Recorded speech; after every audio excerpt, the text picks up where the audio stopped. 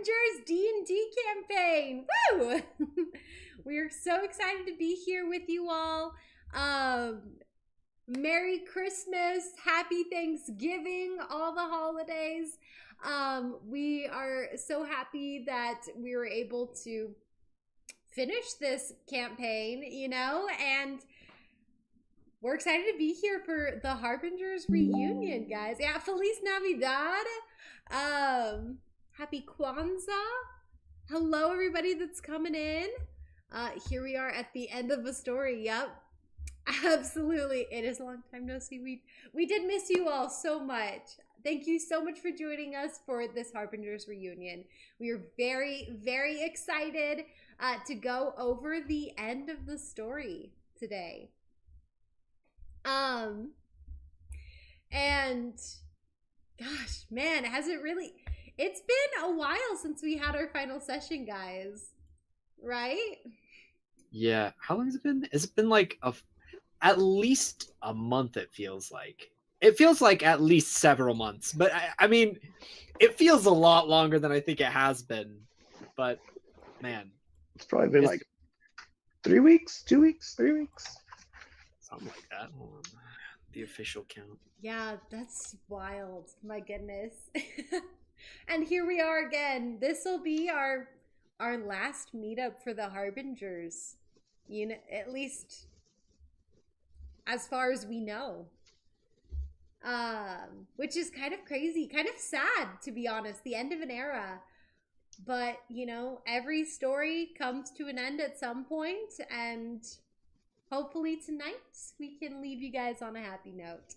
As we finally get to see what happens to the characters. As far as we know, question mark. Yeah. Welcome in, everybody. I guess I will give a quick recap. Just very quick, couple sentence recap, essentially. So essentially the campaign's over. The Shards of Hope went to the island of Lux, the Lux Kingdom, beyond the mist, and they were able to defeat Nuvian, heal the world by collecting all of the tokens of the Harbingers, combining them, doing the ritual. So the Wrens are no longer a thing. Everybody's woken up from their comas, and things are pretty dandy as the Harbingers as the Shards of Hope have finally saved the world at this point. So, and as for you guys, the audience here in the chat, if you guys have questions at any point for anyone of anything, please put them in the chat and we will answer them, because we want to get you guys the full completion of the story tonight. But yeah, that was pretty much the recap of the end of it. They saved the world. And here we are, 10 in the game, 10 years later, going over what happened to our champions here. And what were their stories like at the end? So, let's see. Fire rain from the sky. Yeah, there was the meteor swarm. Thybegon said, Greg, how do you have your amazing hair? How do you do your amazing hair? I spend way longer than it probably should. I spend like a good 10-20 minutes combing it till it looks right. And if I'm lucky, it looks like this. Wow. There you go. Nice. Now, if only Dusty had hair, so then that way he could style it that way. Such a shame. He probably wouldn't. He just let it do whatever it did. Just find another druid. You can reincarnate again. Always possible. Always possible. Well, Steve Weber, welcome in. Like if you're watching, love that. Yes. Everybody like and comment. Alrighty. Well, without further ado, let's dive in. Let's see what happened to the characters. Let's see. Is there anyone dying to go first right now? Did Nuri step away from using fireballs for the rest of time? See what Flash No. No, maybe not. No. If anything, she used them more. She's more cautious Yeah. about where people are most of the time. I mean, AoE spells are still a mystery. I think she had the most team hits, like team damage, even by extension, because I think Dusty went into a burning building once and got burned by the fire, and the burning building came from Nuri. But Let's not forget the meteor storm. yeah, we can't forget that one. Yeah. A couple times. Well, I think from Worth Nova it. Flair's comment, we might need to start with Dusty. Yeah, Nova Flare saying, Yeah. if Dusty is single, I'm a riot. Steve Weber following with Dusty is 3 times divorced because there's just too darn much of him to go around. Oh, Okay, goodness. I could start. I'm What down. happened in the 10 years following Dusty? Okay, well, we can't talk about what happened with Dusty without mentioning a little bit of what Douse had done.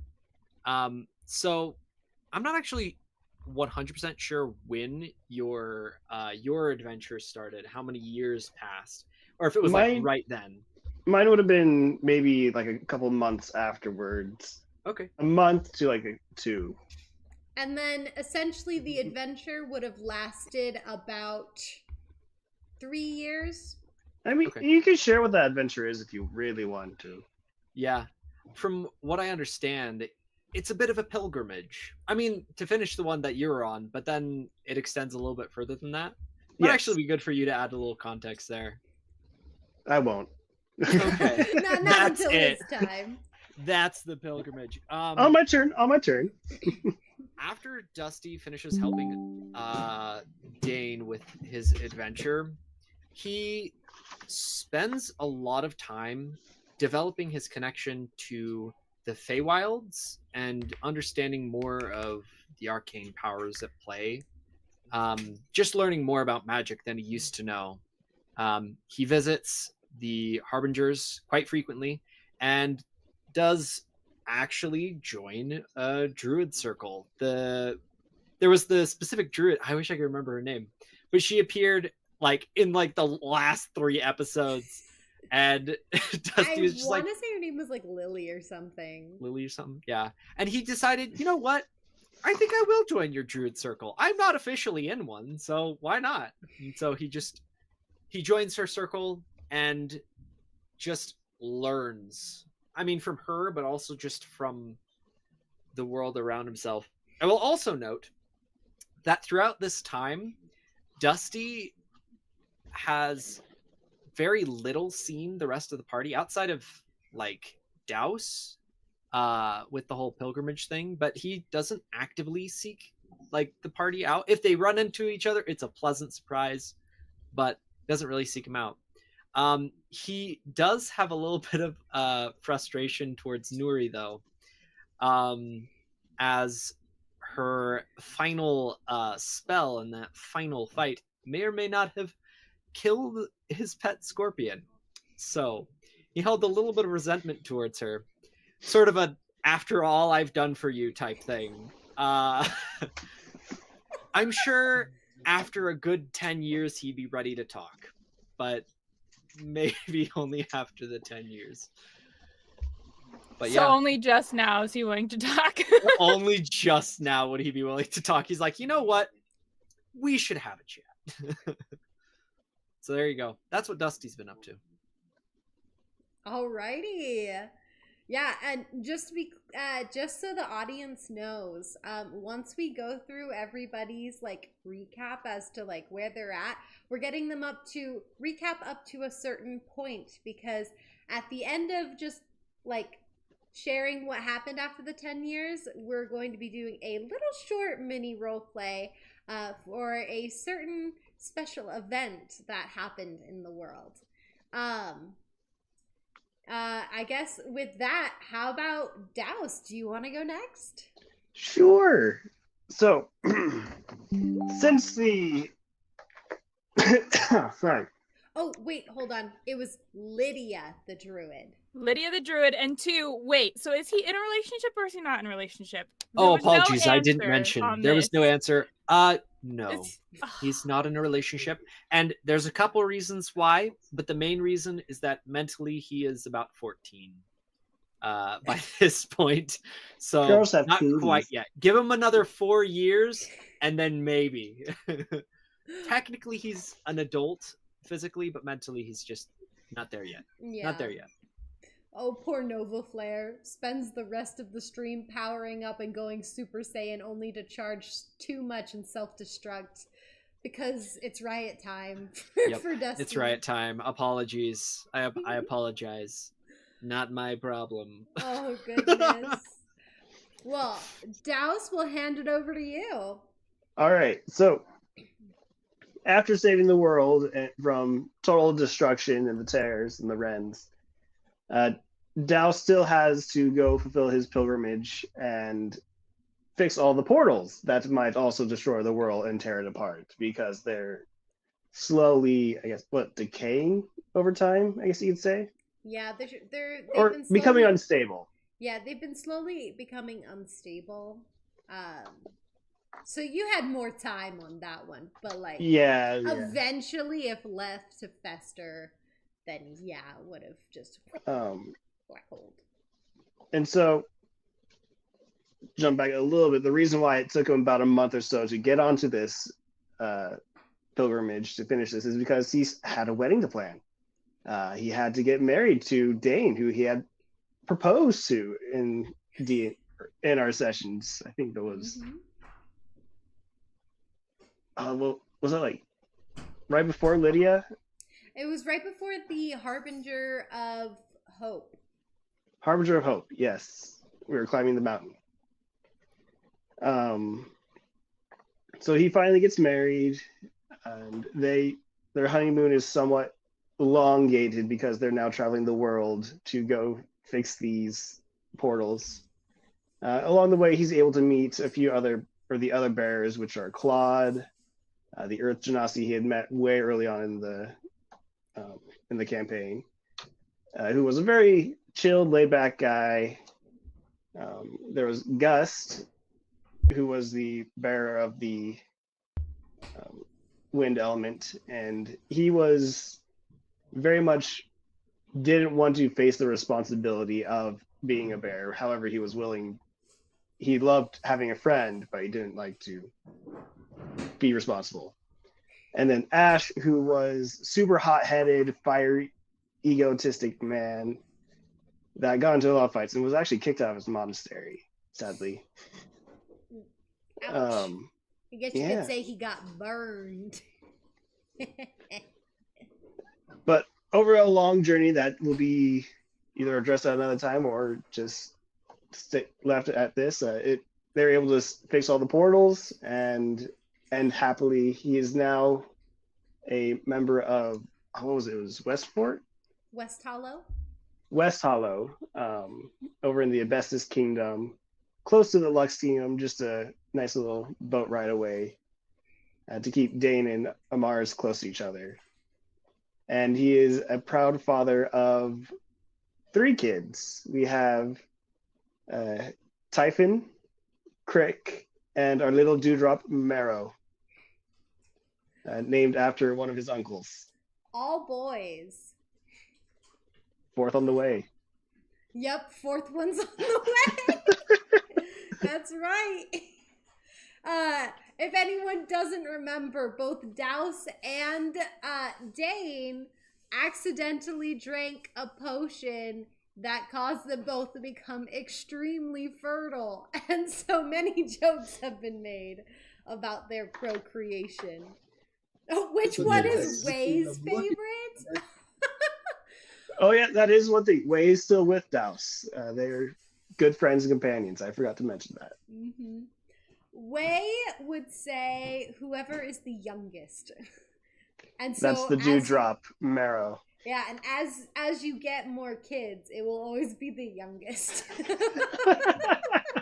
So it constantly rotates. Not constantly. As you have kids, it will rotate. As to who's which. I mean, it depends on how many or how often you have kids. It could be constantly.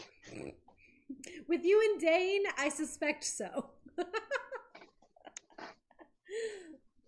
Oh, I love it. Any other questions for Douse? That's okay if not, because this is pretty fun. Douse became the family man.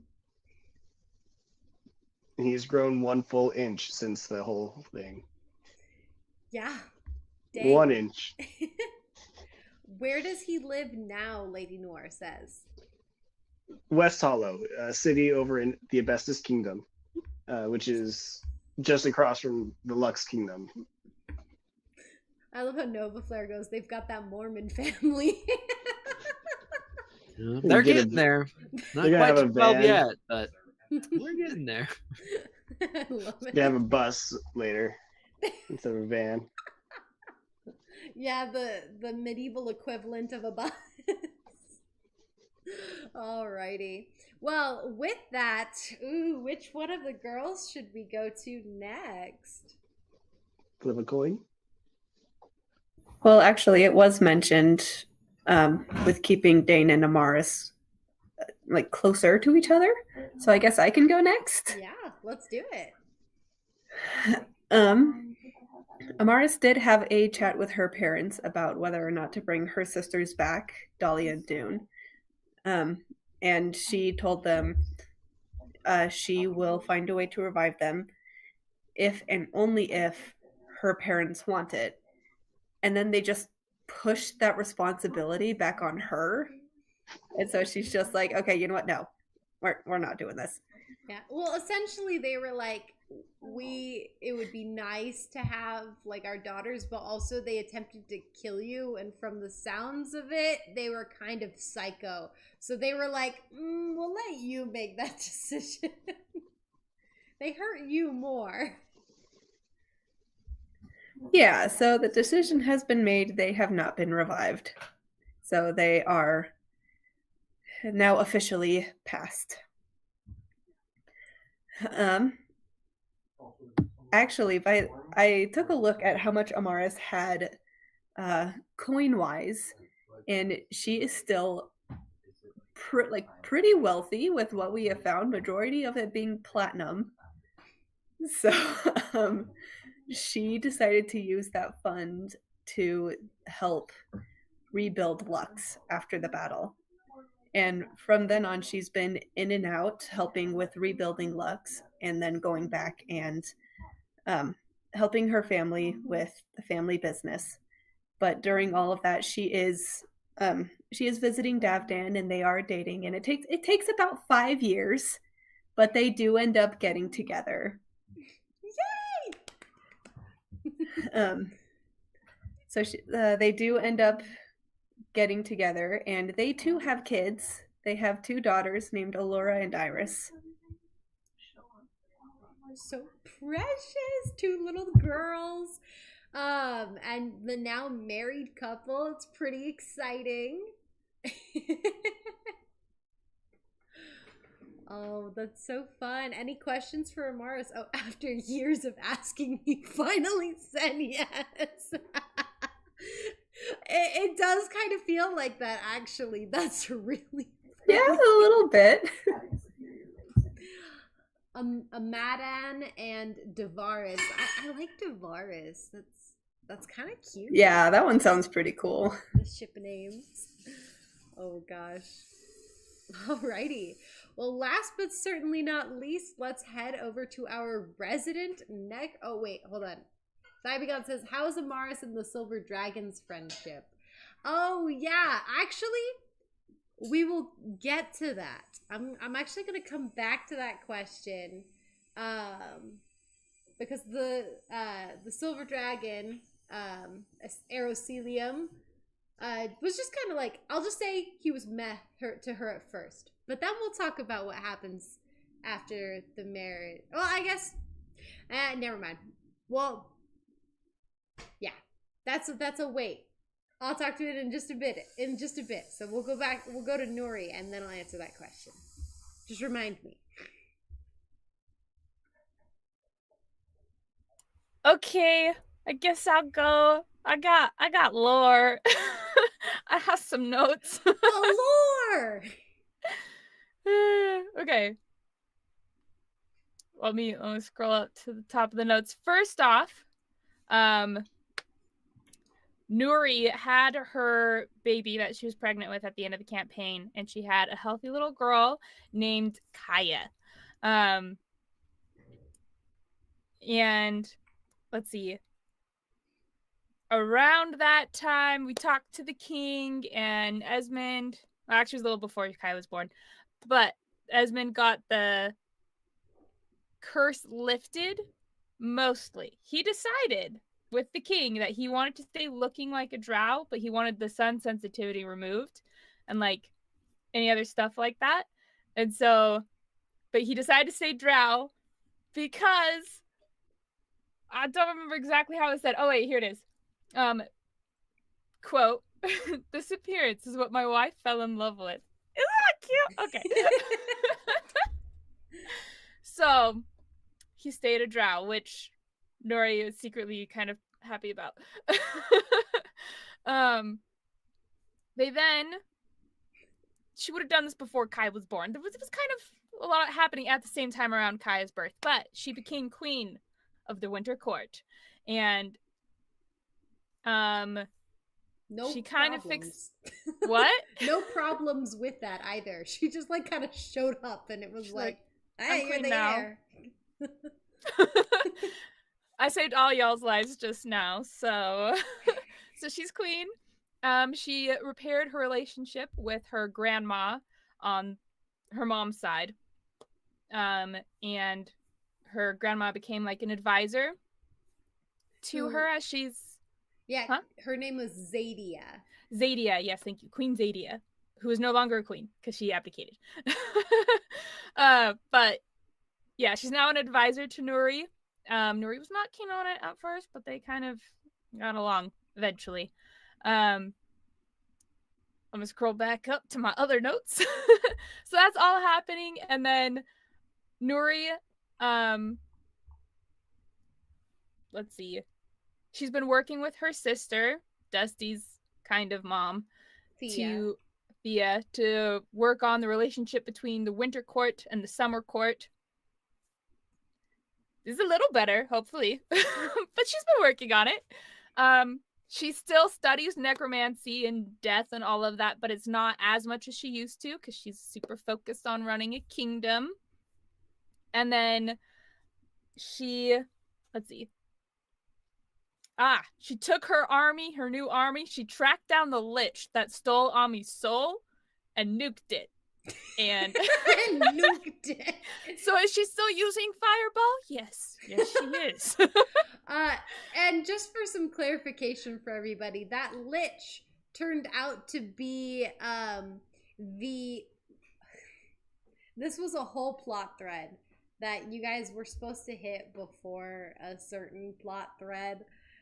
And then you just totally sidestepped it. And I was like, I'm not going to force you guys to go back. But essentially, what happened is that in the kingdom that you guys found the alchemist, that was, what was it? That was the Thautia Empire, I want to say. Essentially, the regents of that area, the Raven family, there was Tiberius Raven the Fourth, was the main guy, and then his wife, who I can't remember her name right now. But essentially, his wife died, so he like researched into ancient like necromantic magic, essentially,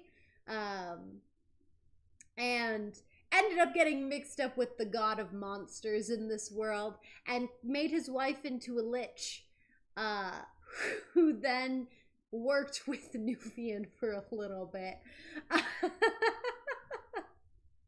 So yeah. So that's what happened. And you just went and nuked that. Yep. They're gone. Mm-hmm. They're very One name off of her revenge list. Complete. 2 actually now. Yep. So that happened, and then with Esmond, Nuri and Esmond have been working with all the other drow, the ones that survived the battle, that is, to rehabilitate them of sorts. So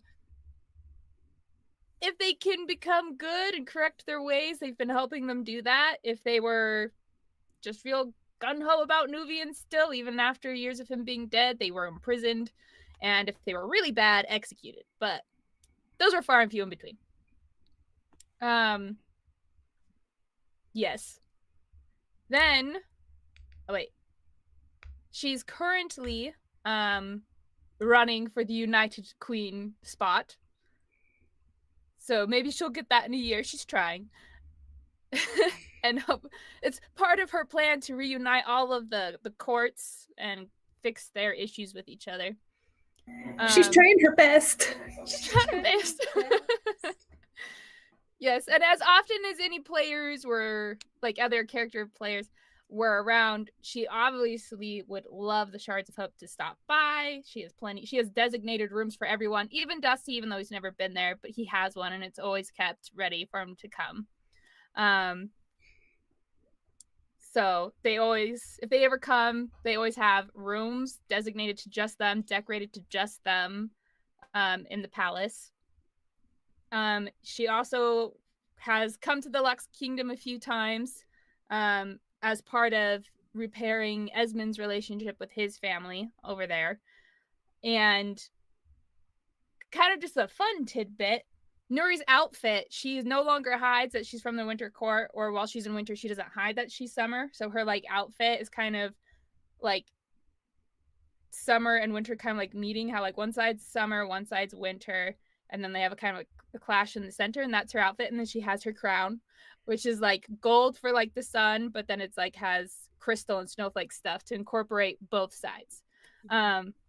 It is also ingrained with the magic of the Winter Court Queen, because you are the Winter Court Queen, which has got some fancy magic-y stuff that fancy magic stuff. Yeah, it allows some wild stuff, which was used against the Lich. Yep, she's used it once. Thibegon asks, fan art.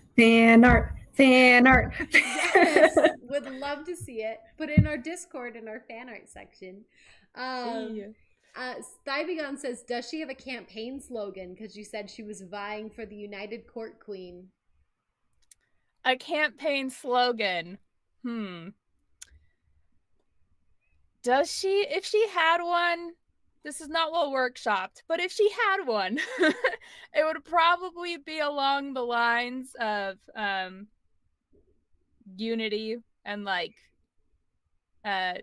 together we're strong, divided we're weak, or whatever, something along those lines. Because her whole thing is like, let's be like truly united, like stop the fighting amongst the seasons.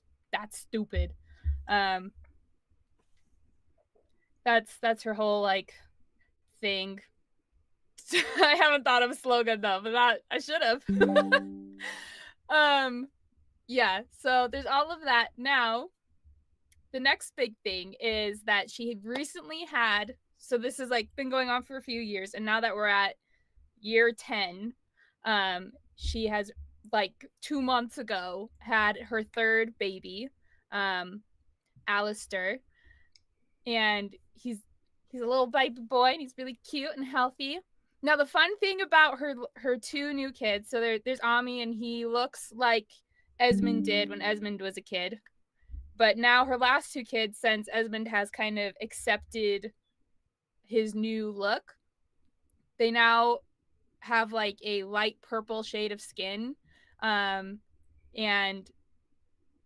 they look half drow, half high elf. So like they have a little mix, and they're super cute. They're adorable. I want fan art of them too. Really cute, the whole little family now. And then the next thing, Emily, you can jump in on this at all, is what Ami's been up to. Yeah. He is the crown prince of the Winter Court, but I know he has a little thing, Emily, if you want to explain what his life is like now. Absolutely. Before I jump in, well, I guess, yeah. So, he's finally ungrounded. He's finally ungrounded.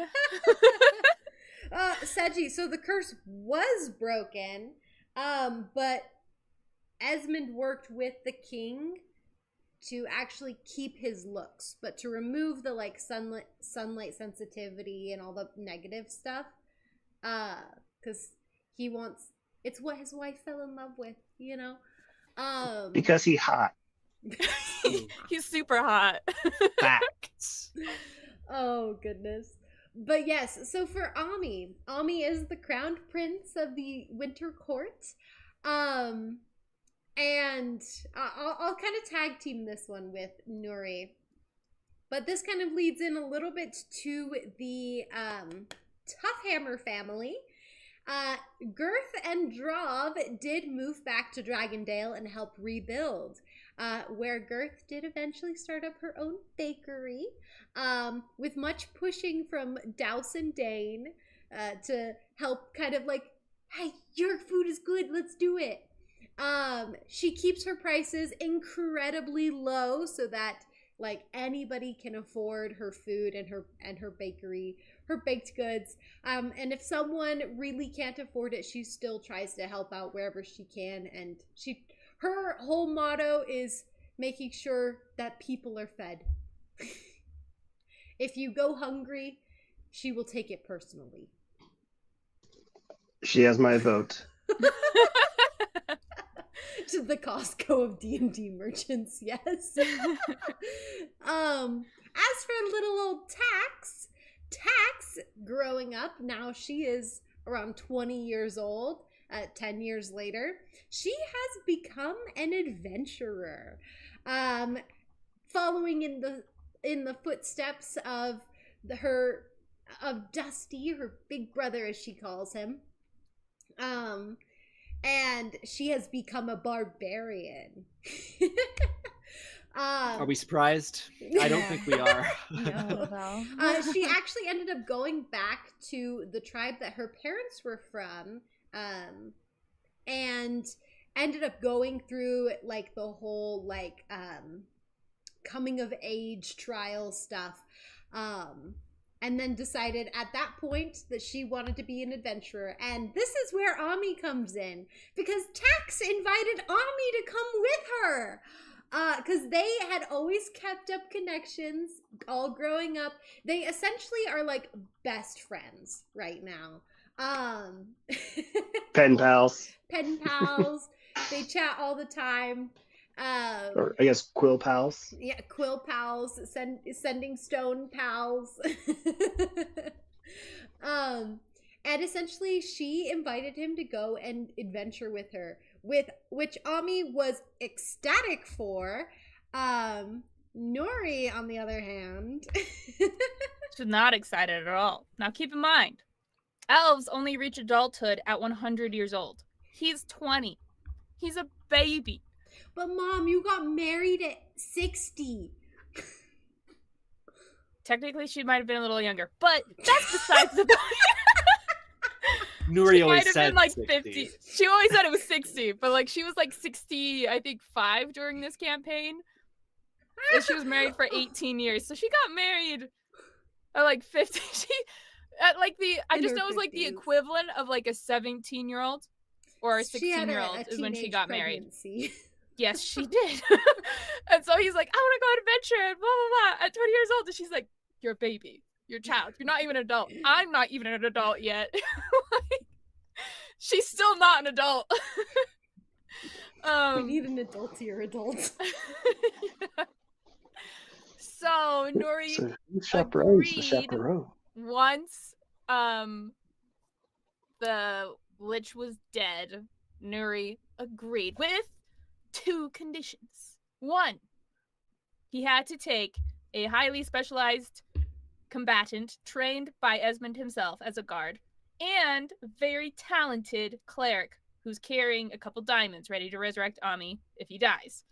And he's not allowed to go anywhere without them because he's also the crown prince of the Winter Court. And two, he has 3 things. He has a sending stone, and he has to answer a call from Nuri every single day. She's still a helicopter mom, and she calls him every single day without fail. Mm-hmm. So yes, Ami and Tax have gone off and become adventurers. They're building their own adventuring party and just living the time of their young adult baby lives. With 2 highly trained professionals with them as well. The babysitters, but 2.0 version. Yeah.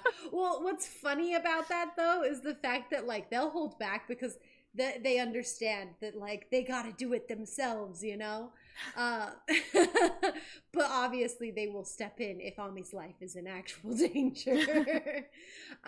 The other fun thing about that is Ami did become a rogue in his class. Mostly because that's the only way he could ever do anything around the palace. He had to sneak away. Sneak away Accurate. from Mommy, from Mother. He was showing those tendencies well before the palace. That's true. Lying to Amaris. They said I could go. No. Yeah. Oh, goodness. Also, I'm loving the chat right now.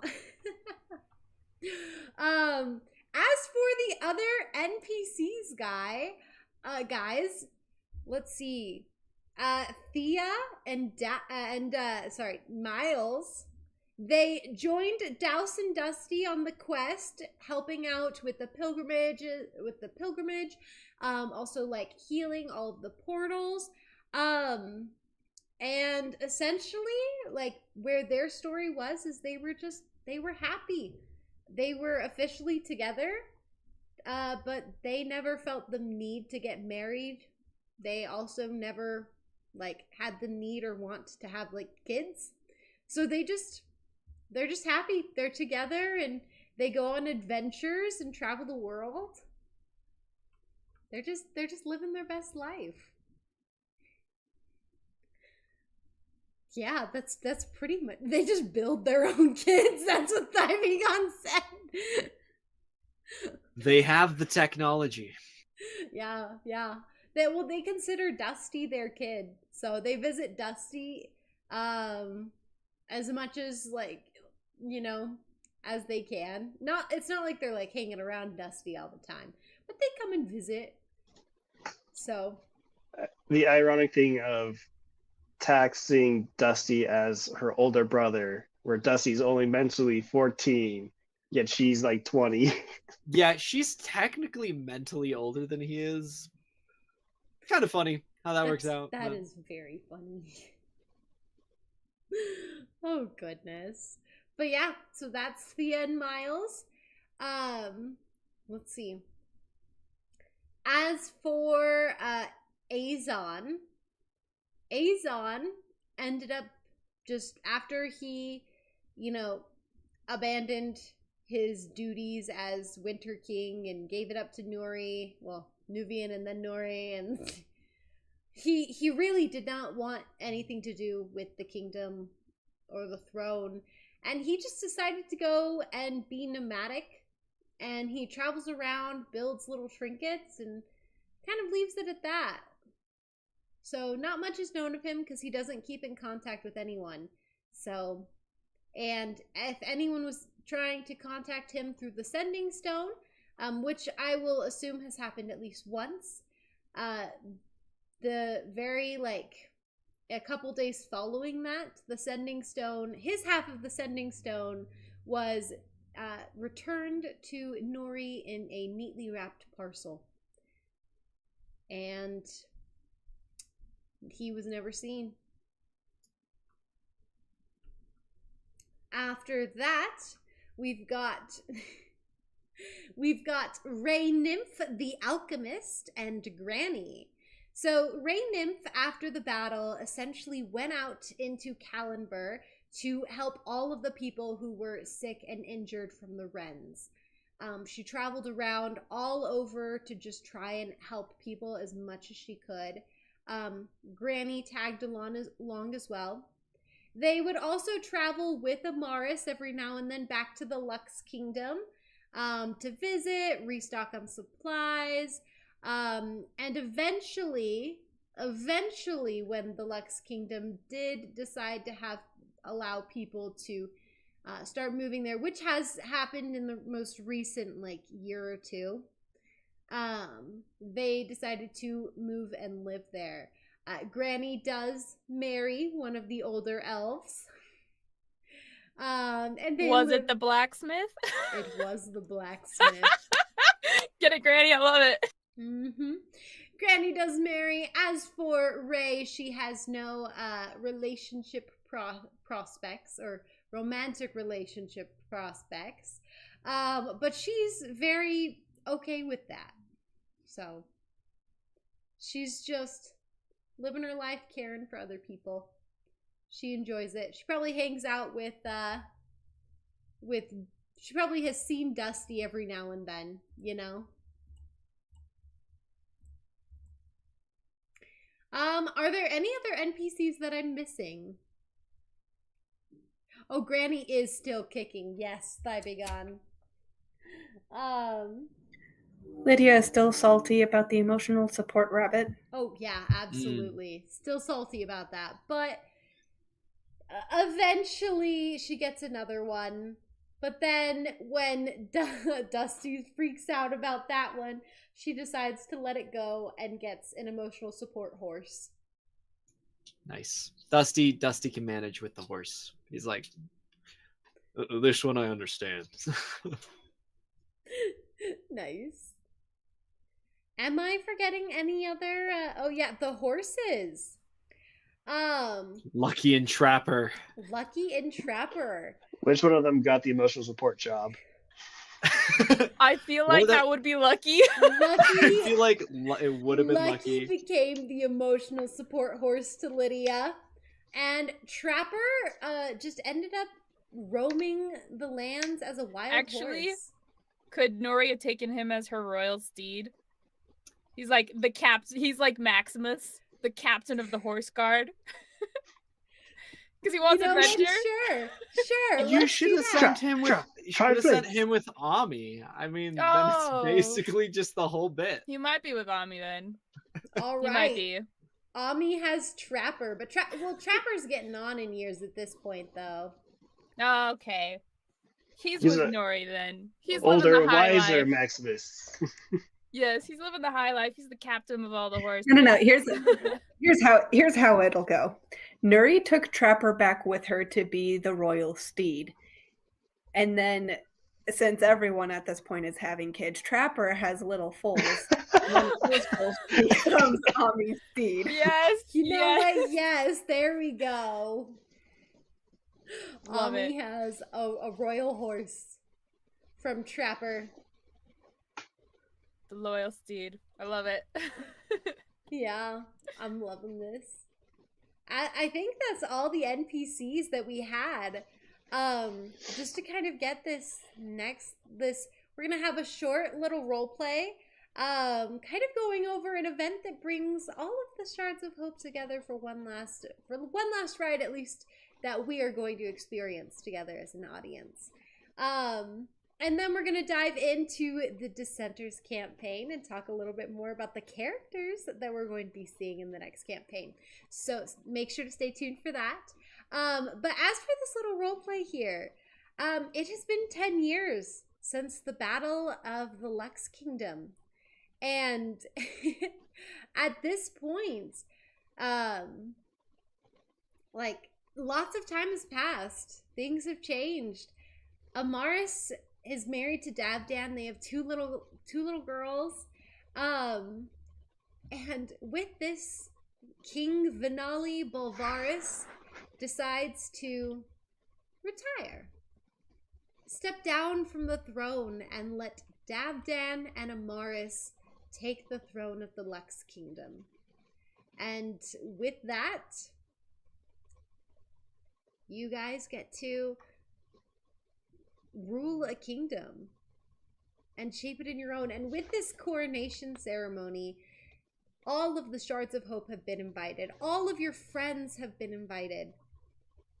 And we all come here together, back in the royal throne room of the palace, here for one last big event before we conclude the Harbingers campaign.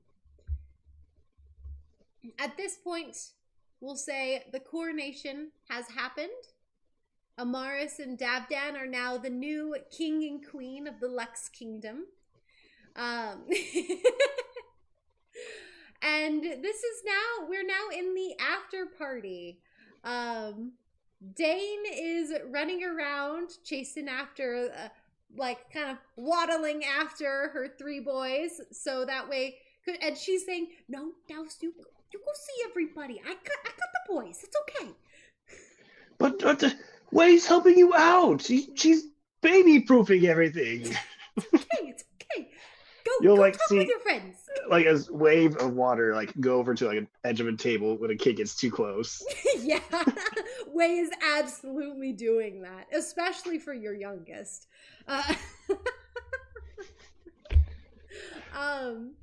And she's like, it's okay, but you focus. Go meet up with the rest of your group. I'm taking Meryl with me at least. Okay, fine. And what was one of the boys' names again? So there's Typhon, there is Crick, and Meryl. That's right. She goes, Typhon, don't put that crab cake down. She's like running around. Douse will send a little like flick to his ear and just kind of like, hey, start acting together. And then he'll walk off. He'll look around for the first person he sees. He'll expect Amaris to be busy with a lot of officials. So he might be looking more for Dusty or Nuri if they are around. Do you want to do a high or low so I can put one on the board? I feel like that's appropriate. Sure. Okay. I'm gonna say high, I guess, would be Dusty, and low would be Nuri. Sound good? It's not really like a high or low with like whatever, but we'll just It counts. It works. It counts. It works. It's not exactly how Alright. this is supposed to work, but It's close enough. That is a enough. high. We're fudging it in. Okay. Awesome. Okay. Yep. You will find Dusty. And you see him. It looks like he's wearing the same like clothing that he's worn for a long time, but he now has like this long like smudged cloak over all of it, but he still has his same staff. And there's just like plants and little like sprouts coming out of him pretty much all over the place. Okay. Behind him, Lydia is also there, and she is stuffing her face with crab cakes. Good on her. Nice. I will say Douse looks like he is again an inch taller. He has like some lighter blue streaks going down into his ponytail, and he has like a little goatee. Nice. His outfit, he's wearing more clerical garb. So he went from his fighting stuff to now he's a clergyman. He finally got that cleric job. Nice. He made it. Dusty, how have you been? Feels like it's been ages. Dusty's head like perks up as he looks towards you. He says, "No way. Is that Douse? Awesome. It's good to see you." Oh, man. He run up to you, give you like, yeah, a I'll hug. run and give you a nice big embrace. He's like, "It's so good to see you. It's been so long. It must have been 7 years." About 7 years now. Thank you again for all the help you did with the portals. They weren't important, but they weren't immediately important. But it was a load off my mind that those are taken care of. No, mine too. As I've been doing studies, I've found might have been a little more important than we initially thought it would be. Definitely. I also hope that many of that knowledge that came with it was furthered any of your investigations or studies that you were doing outside of that. Yeah, We visited monasteries. You had a lot of access to different books, and yeah, it was helpful. Knowledge for knowledge's sake. of course. How's the the living now? You used to be a robot, but Yeah. Well, it's definitely been an adventure. Learning about myself and learning about the world around me. I feel like there's so much I missed out on our adventure. But I'm starting to understand a little bit more now. More about the world. And what about yourself? How have things been since the wedding? I see you have at least one little one here. Oh yes, this is Mero actually. He's coming up on 2 years now. 2. He's a handful. Not too bad. Would you like 2 to more hold him? years. Yeah. If I let him go, he's gonna go somewhere. But would you like to hold him for a bit? And Dusty kind of looks a little hesitant at first, but he shrugs and he says, "Yeah, why not?" And he'll reach down and he'll like put his arms out and like kneel down to just like pick him up. This is Uncle Dusty, Mero. He's been a good help. Don't give me that. He's a good. Be strong. Be strong.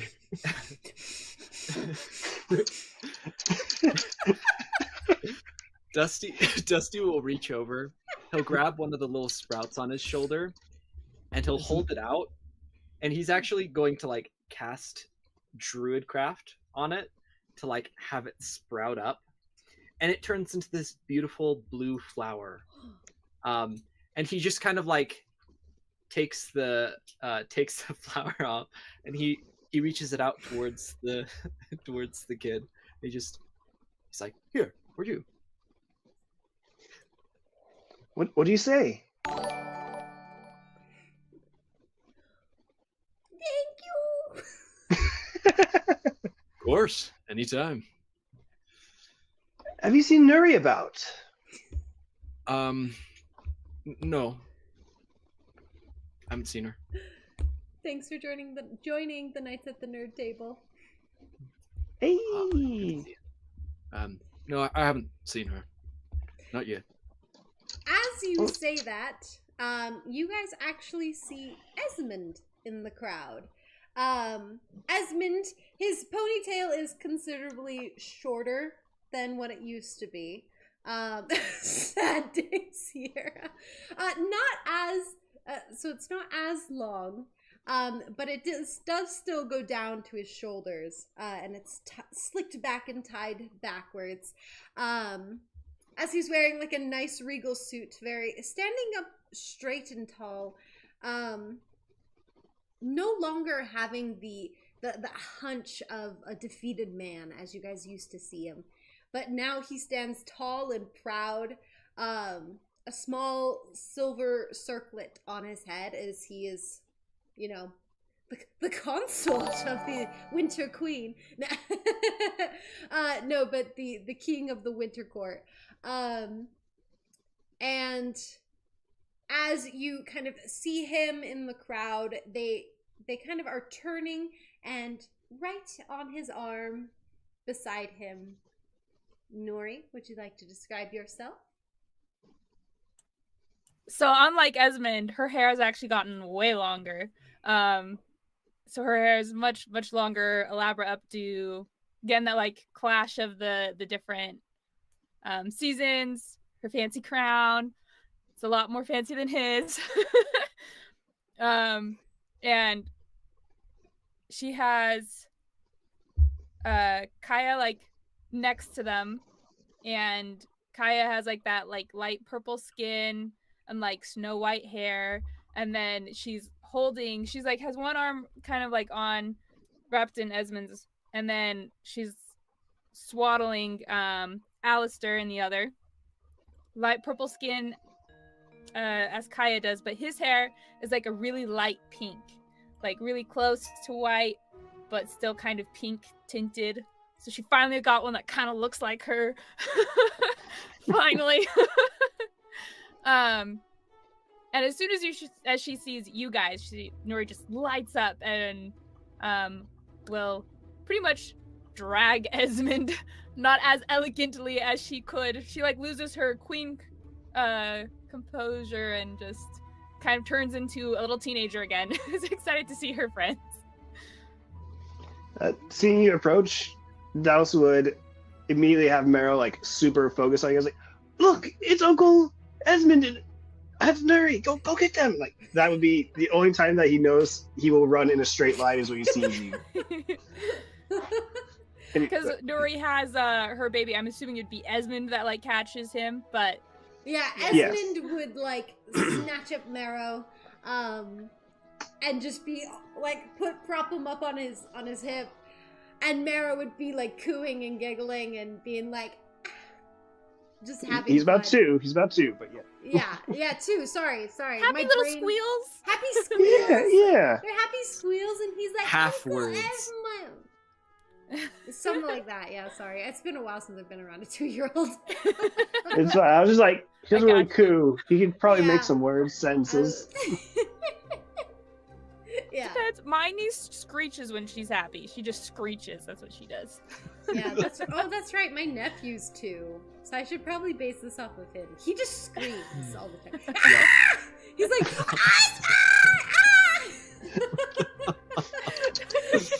he's screeching in Esmond's ear, and Esmond's like, "Ah, the sound of children." It is. Okay, It's been- wait. I'm sorry. Nova Flare just said missed opportunity to name one of Douse's kids Chiso. Way Drat. suggested it, and Dane shot it down. No, you didn't. It's the next name. It's the next name. No. I said Way suggested it, and Dane and Dane shot it down. Oh, other day. I yeah, see. Yes. his wife Dane. Not Dane. Yes. Douse's I was like, wife Dane. Dane. No one suggested this to me. What? No, sorry. Way suggested it, and Douse's wife Dane was like, "Nah." We had to make this as confusing as possible, didn't we? Yeah. Yeah. I think that was good. Notes for the next campaign. So, Yeah. now that it's Marrow, right? Yeah. Marrow is what Named after one of his uncles. right. So Nuri's cousin, Amaris's brother. Brother. Yeah. Okay. Maris's older brother, yeah. Okay. Yeah. Dusty's uncle? No, Yes? Dusty's cousin, because Yeah, because it's not actually uncle, because Dusty is he's the generation under That's right. Thea, Nuri's and her- Thea is the same as Dusty's Nuri. aunt. Like, But then, yeah. like, they were, Douse just refers to all of you as aunts and uncles, just to make it easy for the kids. he doesn't care. She's like, Doesn't matter. semantics. Hey, he look, it's your says. second uncle. Hey. Well, so Nuri would have gone like right up to Dusty and give him a hug. They've seen each other around because Nuri has rooms for his family. Also, at the palace. thanks for the raid, by the way. I know that Thank happened a you. little earlier, but thank you for the raid. Sick. And then she would turn to Dusty, who she hasn't seen in like 10 years. Mm-hmm. And He has a very straight face as you look towards him, just kind of like almost emotionless, it seems. Just kind of very deadpan. And he like gives a hand up and waves as he like reaches down and like picks up his staff again. well, this is crossing a boundary, but Nuri's gonna give you a hug. And she says that as she literally is like, this is crossing a boundary, but she Yeah, gives he you a just, big like- hug. He just kind of like softly pats your back. He's just like, "Hey, been a I long miss you time, right?" so much. You look like you've grown so much. This is great. Have you been eating? Do you need food? Yeah, I've been eating. I'm all right. You have to come and visit us sometime. I have a room prepared for you and everything. Anytime. Come and stay. I've missed you, Dusty. Thank It you. is a very nice place. You definitely need to go visit there. Oh, is it? Well, it's a palace, so that is kind of nice. But oh my goodness, Oh, Dusty, I'm let sorry. me introduce you to Kaya. You've never met her, Kaya. And she's going to turn to little Kaya, who's 9. Yeah, 9 at this getting close point. to 10. 9. And she's like, Nice. Kaya, this is Dusty, the one I told you about. And she kind of like peeks out from behind Nuri's dress, and she's like, "Hi." Hello, Kaya. And of course, this is Alistair. And she like shows her little baby.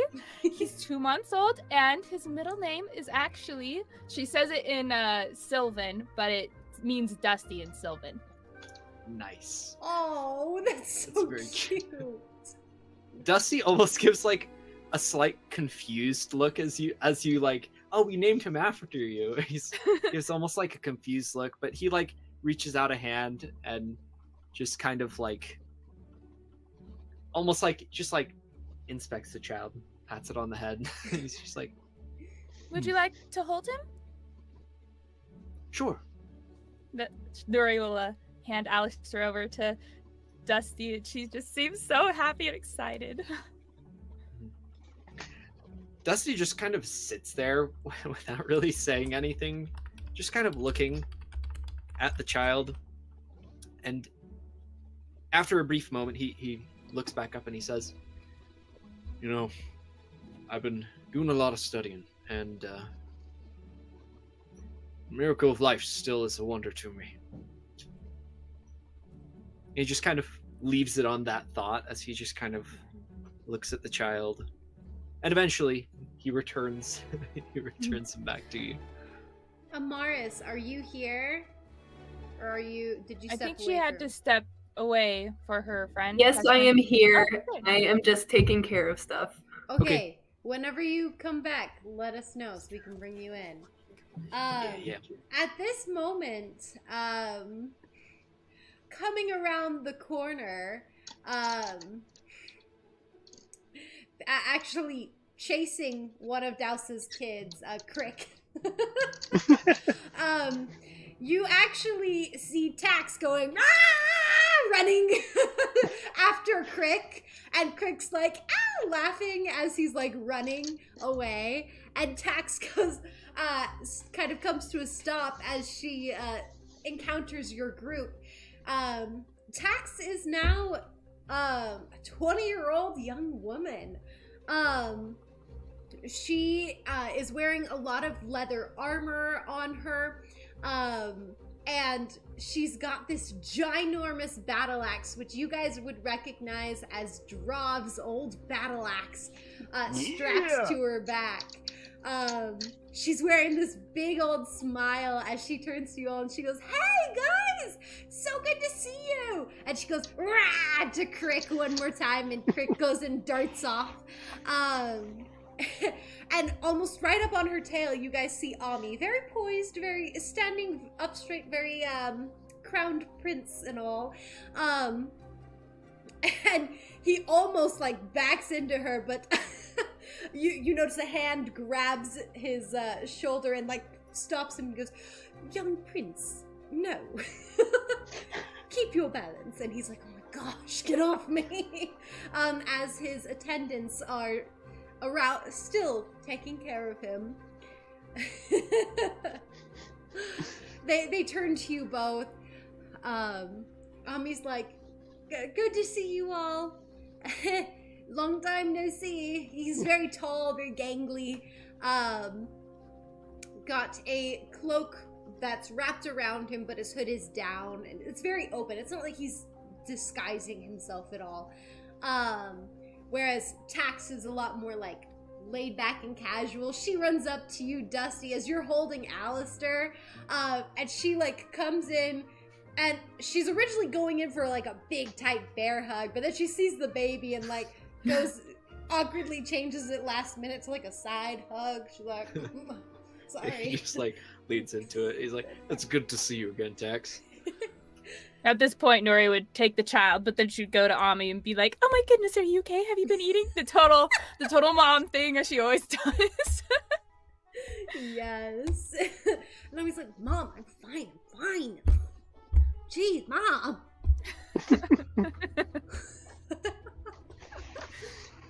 It's okay. Yes, I'm eating, Mom. No, I did not get hurt. Okay, yes, we did go into that coven of Yuan Ti. Okay, but we had to stop them. They kept trying to eat all the eggs in the village, Mom. Mom! Nuri she'd give a proud smile. He's like, we stopped him. She's like, I'm so proud of you, but I'm so glad you're eating, and I'm so glad you're safe. And of course, you haven't even held Alistair yet. Here, hold your little baby brother. And he's like, She's just like, take the child. Awkward.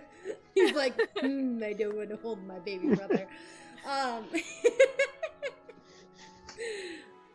And Tax is like, no, Ami, you're supposed to hold the baby like this. And then like grabs it and like perfectly is like holding the baby.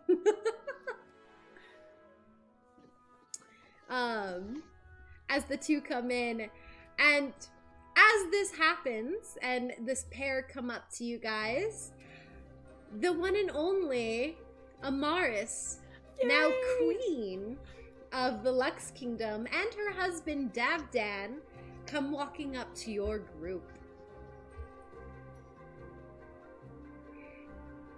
Amaris? I hope we are not interrupting anything. What does she look like? I need to know her outfit. Her crown. Tell me what the crown looks like. Okay, I have not really thought this through, but I imagine the crown is like a band around her head. It's got jewels down the side. I am sorry if you can hear that in the background. Oh, can't There hear has anything. been this train that seriously comes through every 10 minutes and honks its horn. Nice. You are totally fine. I can't hear a single thing except your voice. Can you hear it? So yeah, jewels down the side, and maybe one large diamond like right in the center. And she may have pulled back her bangs so that it can show a bit more.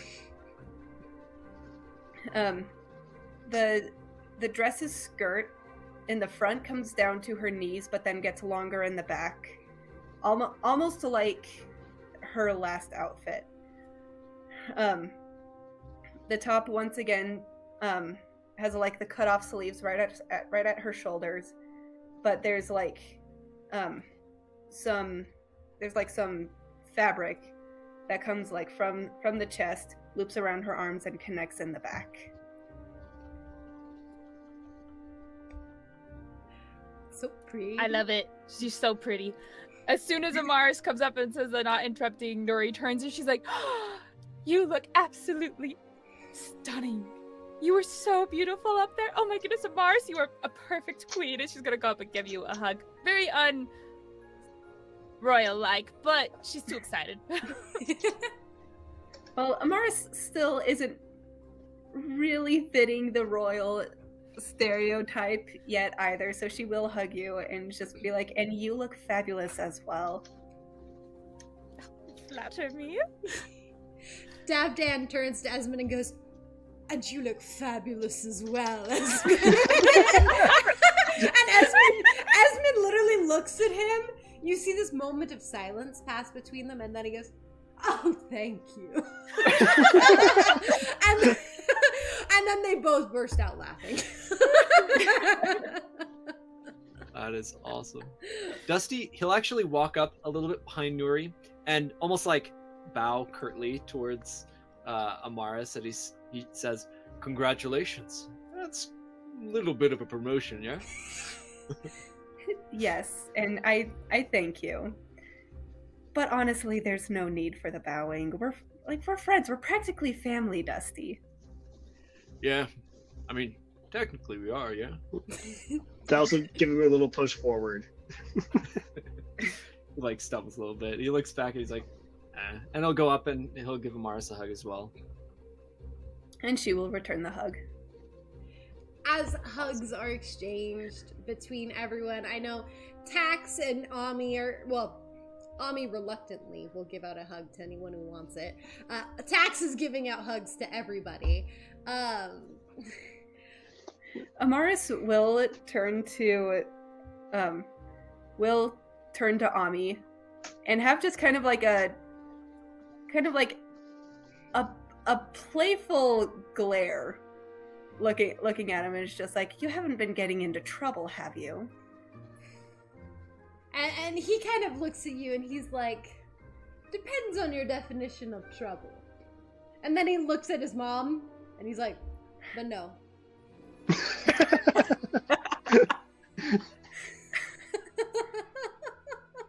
No. And then you see Tax kind of like smack his side, and you just hear this, shut up.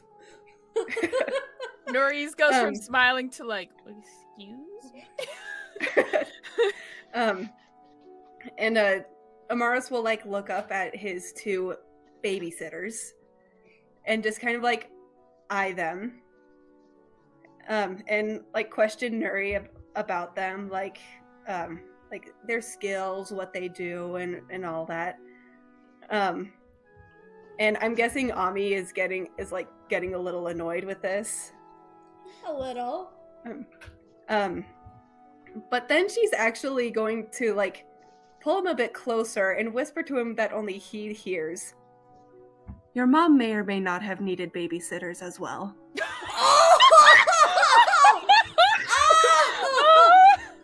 Oh, snap! His eyes kind of widen a little bit, and then and then they go back to normal, and he nods. Don't tell her I said that. He nods and he just goes, "Thank you for the advice."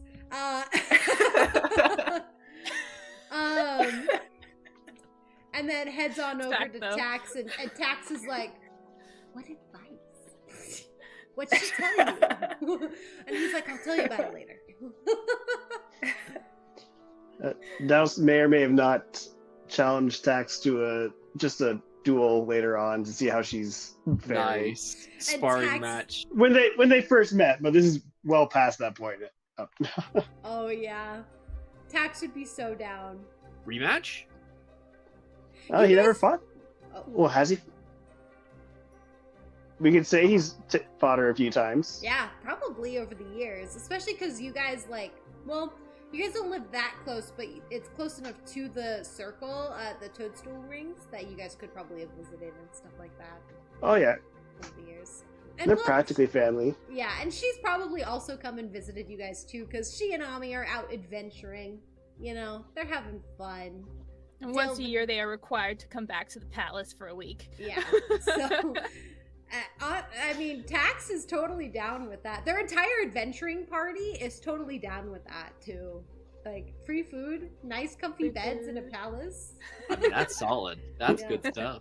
Mm-hmm. She never treated us this well when we were just regular cards. Facts, though. It's fact. True. But at this point, you guys have all had this chance to catch up.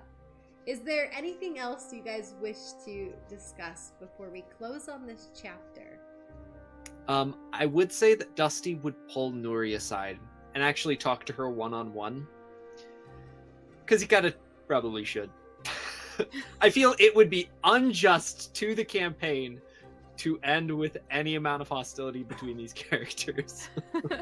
Also, Nah, Senji saying Tax is crushing so many ribs with her hugs. Yes. Oh, yeah. She is. I guarantee it, yeah. She's very strong. Nice. Good. Yeah, but Dusty, he would, like, actively go to Nuri and, like, pull her aside. Yes, Dusty? And when they were alone, he would basically say, "Hey, so, I've been meaning to talk with you, for a little bit, just about some stuff that happened and some feelings I've sort of been holding on to. I have been pretty frustrated with you. You remember the that whole incident with Nubian, of course, and Her eyes would flick for a second to the scales that are missing, and then He's back like- to your eyes. Yeah, he's just like, yeah, he's like touching his scars. It's like, just on that day when you round that meteor storm, I know it wasn't intended, but I mean, I'm not so worried about being hurt myself. It's just that you also hit my scorpion, Dusty, in that. And I don't know, something about it, I just felt a little bit betrayed. And I recognize it was on accident, and there was no purposeful thing there, but still hurt. Been doing a lot of studying, and I figure it's best to come talk with you about it and just kind of open up. Don't want to stay separate forever, you know. You and your family, and he kind of gestures over towards the kids and Esmond as well, and everyone else. Actually, he just kind of like gestures around the room. He says, I don't think it'd be right for me to keep this under wraps any longer, so just wanted to bring that up, maybe talk a little bit about it, if that's okay.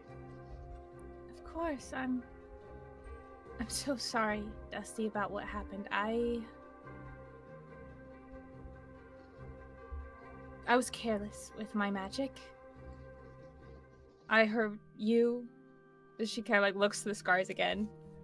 I heard Amaris, so she looked towards Amaris and Douse.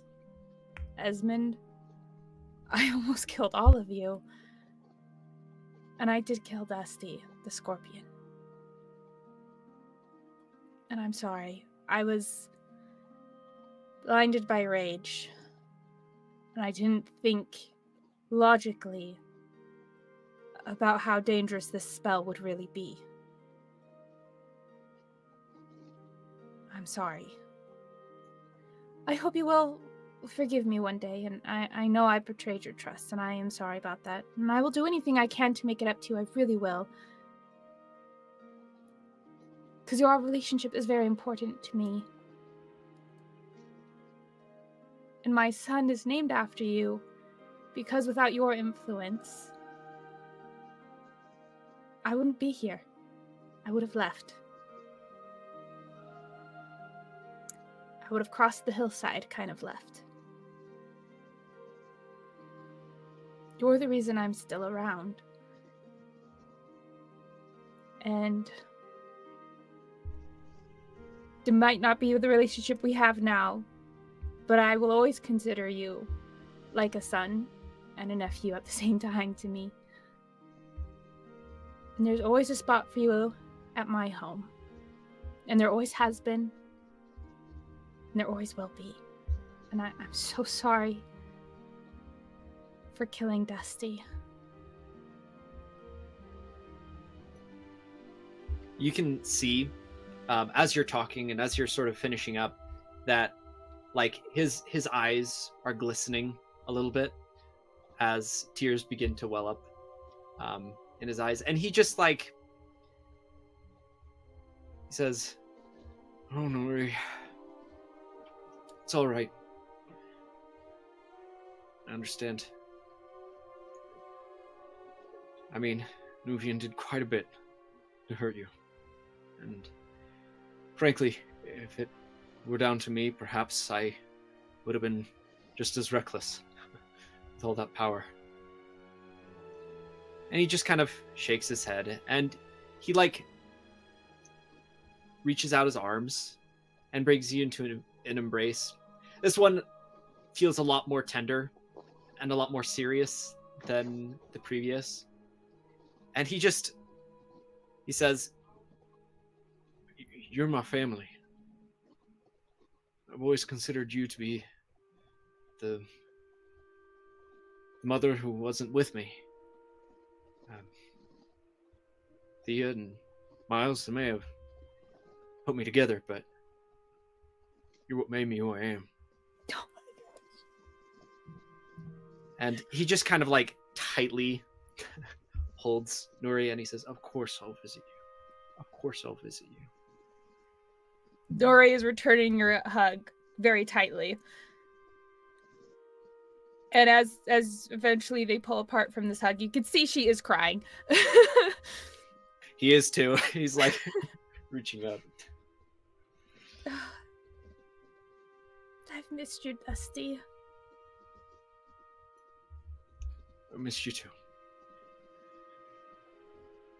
And you better come. He nods. You're essentially a prince, essentially. I mean, Essentially. my whole technicality, I suppose. By technicality. All right. Well, we've got festivities to enjoy. Let's not let this get us down.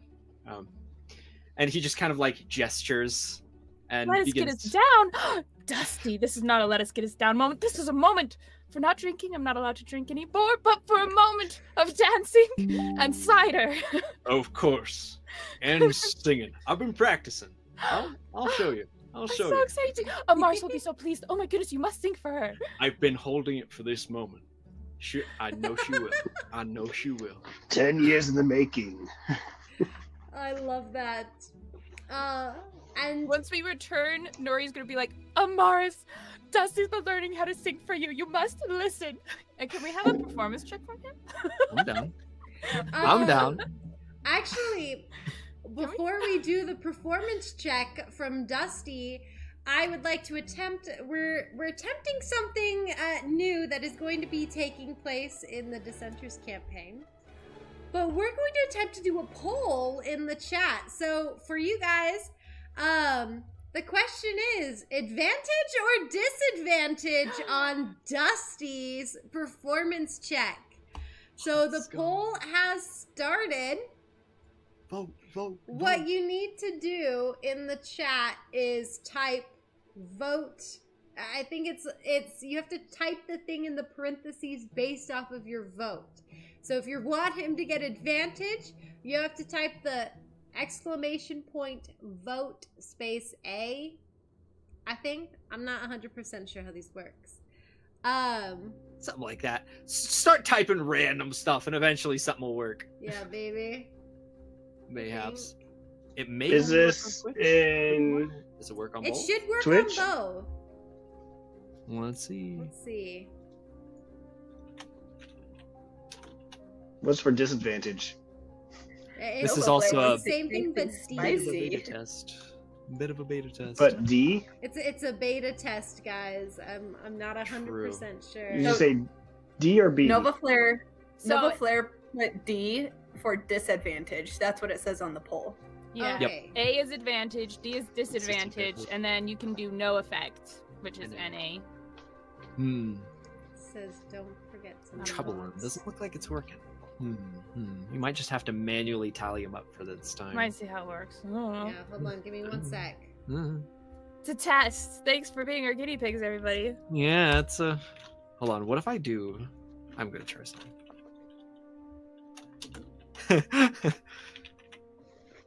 Mod Streamlabs. Yeah, it says to put that in the chat, at least on my end. Are you streaming? Let's through see. that? Let's see. How it works? No, Maybe? I'm streaming Maybe? through the The Rosemary. sign. Let's see. Does that work? Mod You know, Might not it work, but we'll wouldn't count it. be a Harbingers D&D session without technical difficulties. It's I not. think I think this is the perfect way to bring it do- around. We're gonna do one more. A perfect roundabout. Yeah, Roundabout way. roundabout way.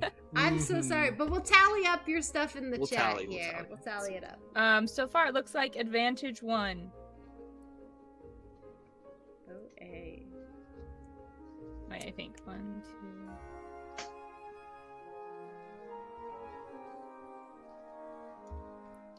Yeah. Yeah, advantage 1. Yep. Now looking at the chat here. Yep. All right. I'll make it with advantage. Are we calling it? Are we calling the voting?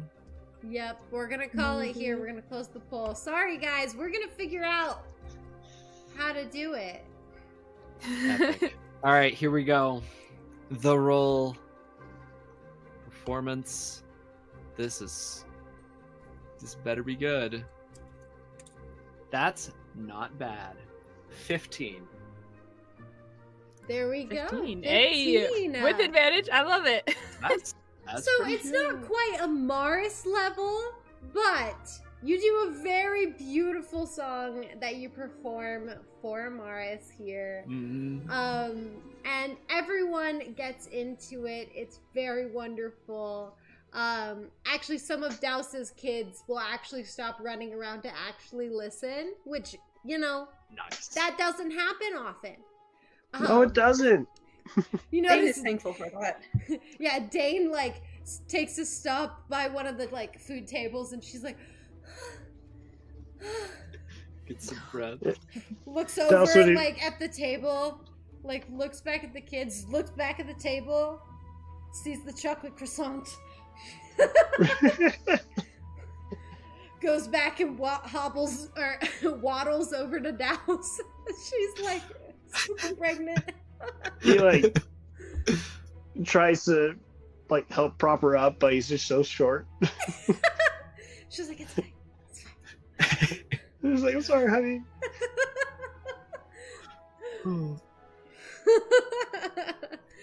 And Awesome. with that wonderful, amazing song, we will. Can I pipe in one more thing? Yes. Nuri is going to ask Mars at some point in the night. She'll go up to her with her cider. She's never allowed to drink anymore. It's a hard rule. Her and Esmond, because There he is was no an alcoholic alcohol. for a while There is too. no alcohol at this party. None at all. I like to imagine she knew Nuri was coming when specifically Right. decided to get rid of alcohol. Yep, sounds about right. What a supportive cousin. I love it. At some point she would go to Mars and be like, Mars, I need to know, are you going to be having any kids anytime soon? Well, funny you should mention that, and she's going to like gesture for someone to come over, and two little girls come over. Because she had two Well- little girls. Wait, you didn't say that in your recap, did you? She Did I did. miss She that? did. Yes. What? Yes. She's two So, little girls. Actually, Oh my gosh. Okay, when are you So expecting your if- third kid? Nuri knew you had two. okay. Canonically, you know this. Canonically. Well, Tell us Davdan and I haven't talked about having another kid yet. I mean, our youngest is only 1. Can I Yes. But maybe just point out Seji's comment? The sequel to Super Married, Super Pregnant. Super pregnant hats. There we go. true, only one, but I actually don't have a good excuse except that I want us to have matching kids.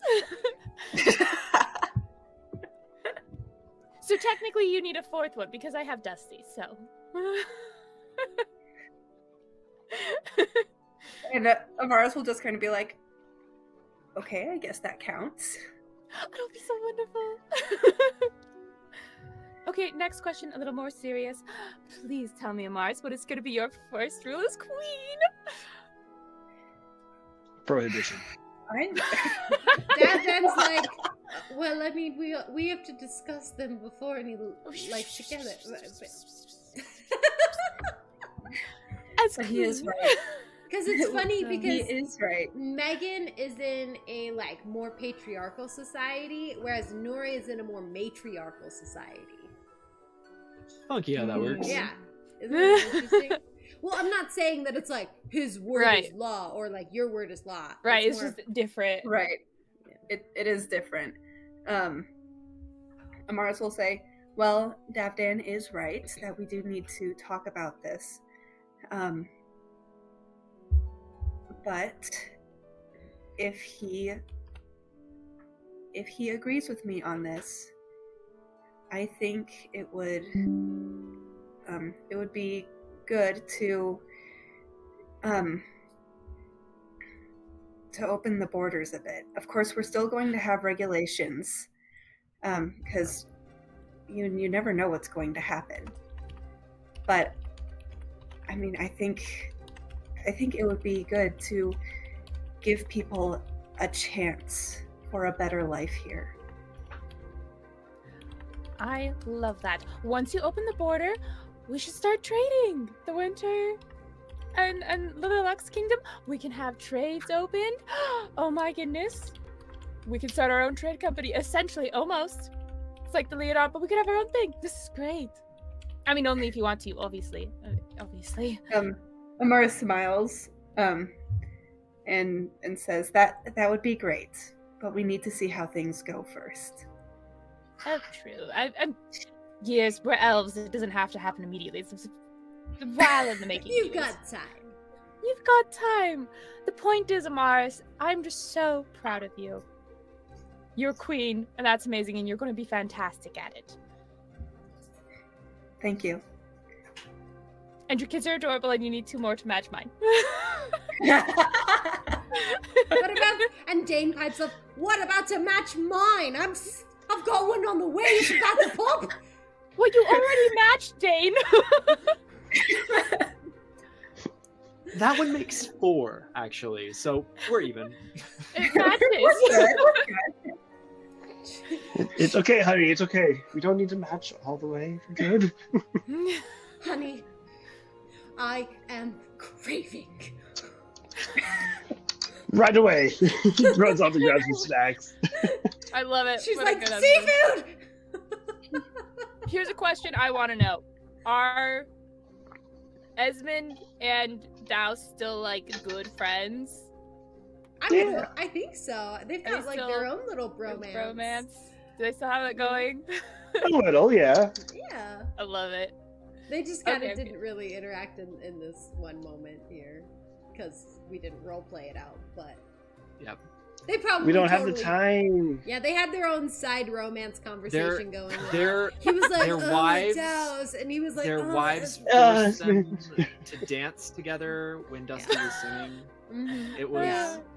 It was. And of great. course, we each had our one of the kids standing on our feet as we were doing Yeah. it. Oh, I love it. Exactly. Fantastic. Well, with this, we will put a close on the Harbingers D&D campaign officially. As the Harbingers concludes, the Dissenters comes out into the limelight, or I guess goes back into the shadows based on Descent? the plot. It's our descent into the Dissenters campaign. As what you've all been waiting for tonight, the character reveal of the Dissenters campaign. Who's who for the party. But with that, we have to introduce you to the full party. Believe it or not, this isn't the full party here.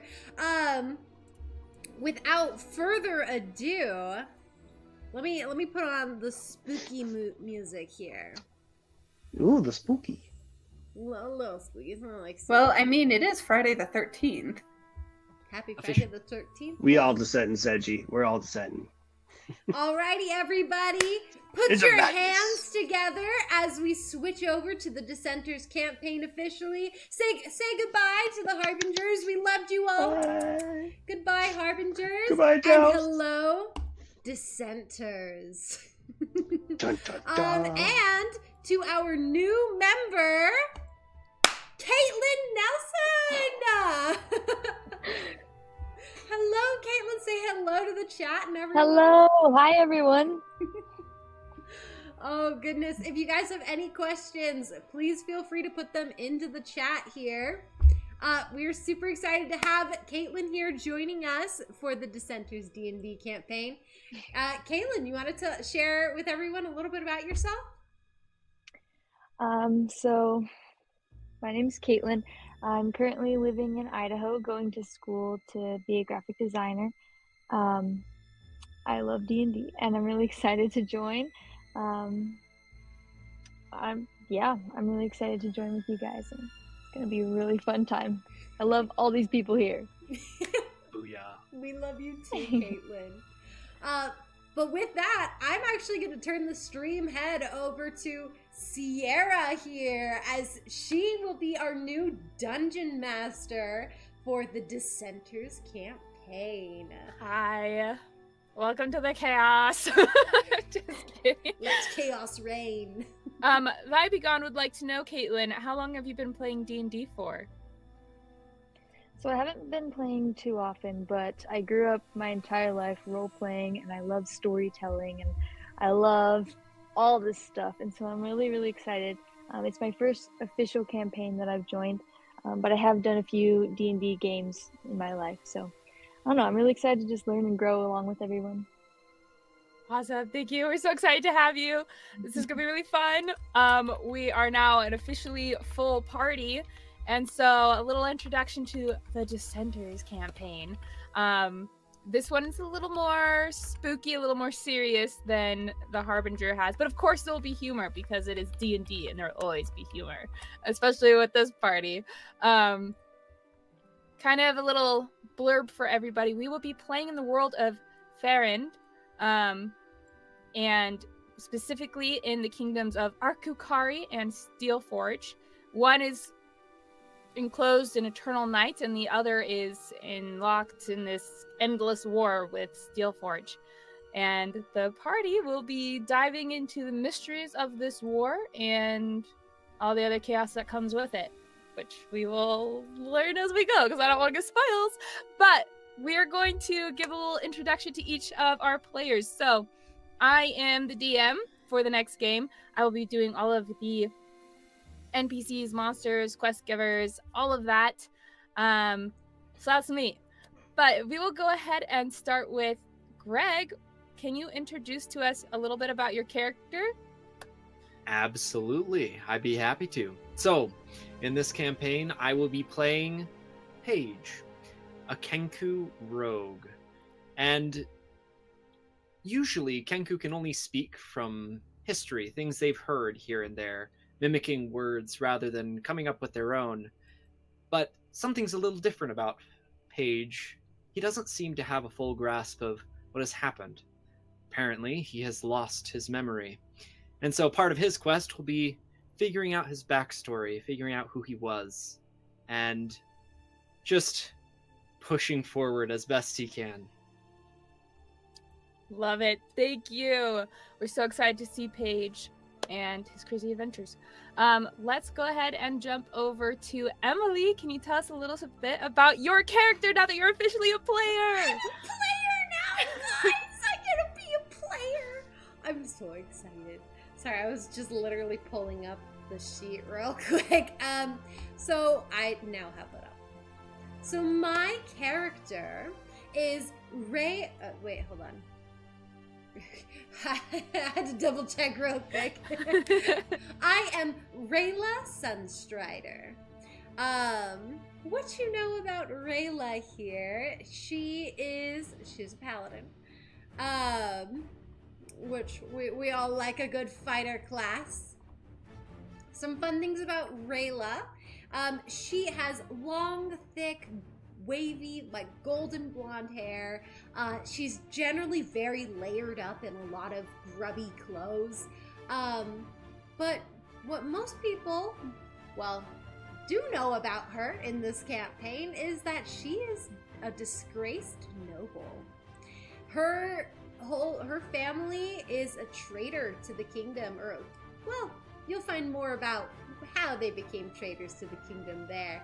But she's doing her darndest to make her family name better, to redeem her family name, essentially, and prove once and for all that a Sunstrider doesn't have to live up to the past, that we can all forge our own futures in the sun together. But that's a little bit about Rayla Sunstrider. Thank you. So glad we have a paladin, someone to be an upfront fight her. Let's go ahead and jump to Dane. Tell us about your character, Dane. I was muted. Hello, everybody. Okay. Oh, So I am. sorry, Seji asked a question. Oh. The name was not inspired by Dragon Prince, but then I realized after the fact that it might have been based off of the name of some characters in her backstory. It might have unconsciously been.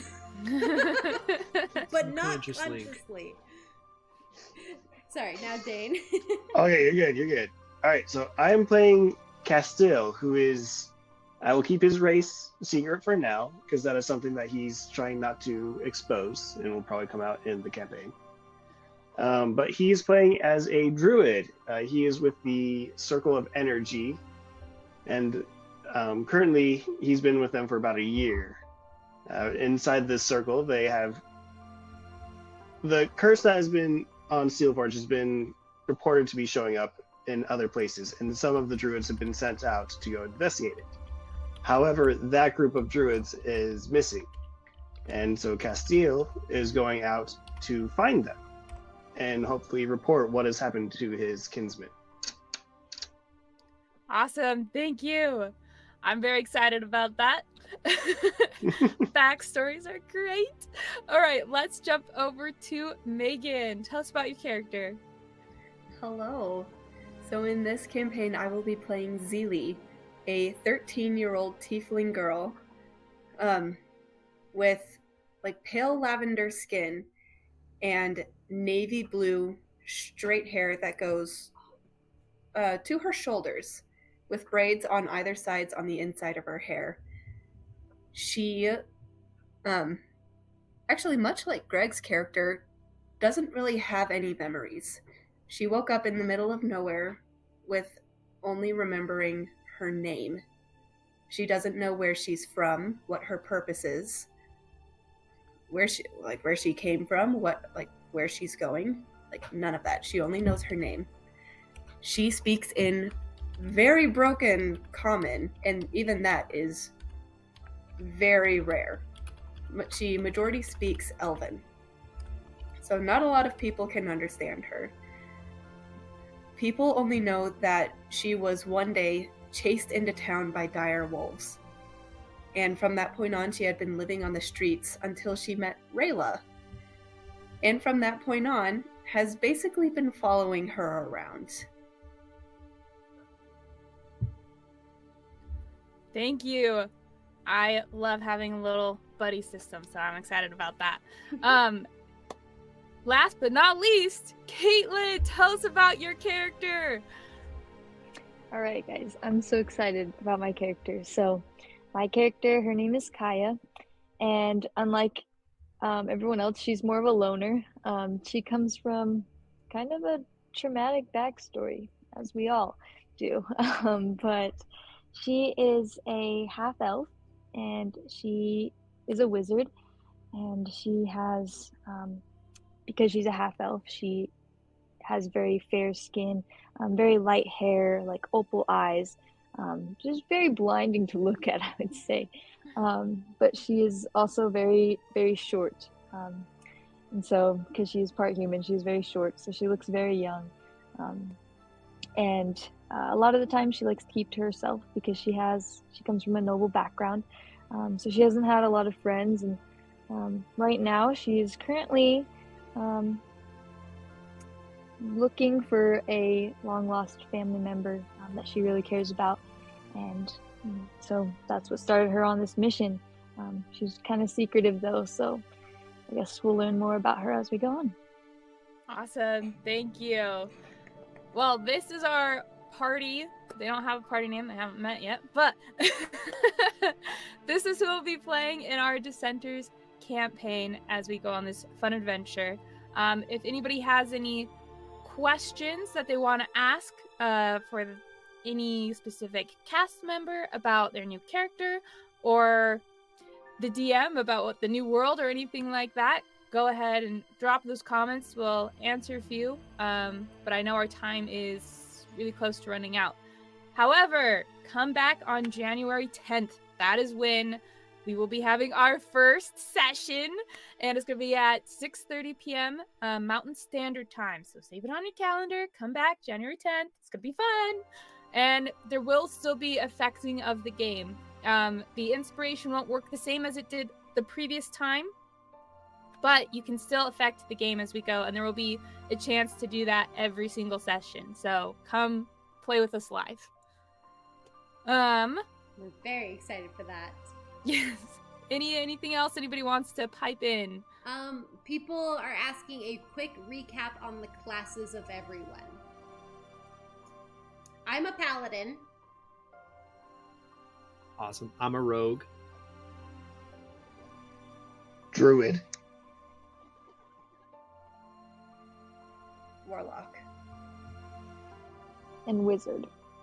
Nice. Okay. Paladin, rogue, druid, warlock, wizard. Okay, we've got some good. See, that's why. Imagine having a frontline or a healer. Imagine having either of those. We'll just put both of them into you. Excuse You're the me. paladin. That's You're the both your healer. jobs. Yeah, that's literally my job. I have to be the tank and the healer for my own we got a druid. tankiness. So I'm a semi-healer. Healing, Yeah, right? I'm gonna be expecting that. I'll do my best. You got I that. love it. Yes, Druids, they could be great healers. we will be playing 5th edition. Not the 5.5 edition that's coming out, that has come out now. We will still be keeping it true to 5th edition. With some homebrew rules, of Yes. course. We got a couple home As rules, you but do. don't worry, we'll As talk you about do. those. It's not D&D without those. But it's not like breaking the game homebrew rules. It's like if you get a nat 20 on initiative, you get an additional action on your first turn. You know? Like little things. Yes. Little things. Thy Be Gone. The starting level will be level 1. This game and plot and all of it is designed to take them from level 1 all the way through level 20. So you'll get to see the full journey of these characters, hopefully. If we make it, If you I make have it. exactly 9 HP, and I don't even have the least starting at hit points. We have a wizard, and the wizard will take 1d6 stub toe damage and die first session. It's gonna be bad. It's okay. I've Let's got hope lay not. on hands. I'll come over. Save. But The please, 5 hit points you get to restore. exactly right. But please, guys, we need your help. Sierra is told us we might die in this campaign, so we need your help. So come and join us on January 10th and save us from a horrible fate. Or put them in that situation where they do die. You can Totally do that too. can. You're allowed. Yeah, Session 1 you're allowed. TPK. That poll that we tried to do earlier, that's a sneak peek into how the audience is going to be participating in the next campaign. So make sure to join us January 10th at 6:30 p.m. Mountain Standard Time for the Dissenters D&D Campaign. Are there any other comments? Sierra, was there anything you wanted to say? Nothing else except we are so grateful for everybody who joined us tonight. We love you all. We're so excited for you to join on this next adventure with us, and we are also so excited to have Caitlin with us, and we're so excited that everybody here is excited to have Caitlin as well. And so thanks for giving her a nice warm welcome, everybody, because we are just so excited to have a full party once again. Yeah. And can I just give one more thank you to all of you who enjoyed the Harbingers D&D campaign. It was such a wonderful time being able to have fun with all of you guys in the audience and you guys as players. It was just such a magical experience, and I know that with the Dissenters campaign, we're going to keep having more and more of those magical experiences. So thank you so much for being such a wonderful, amazing, fun audience, and we love you guys so much, and we really hope that you guys can join us for the next campaign. All right, well, we're gonna leave you guys at the end here with Merry Christmas! Merry Christmas and hold on one second. Happy New Year. Merry Christmas and a Happy New Year, and we're gonna leave you on the Dissenters intro video. So if everyone would mute themselves real quick, and I'm going to play the intro video so we can end the stream. All right, love you guys.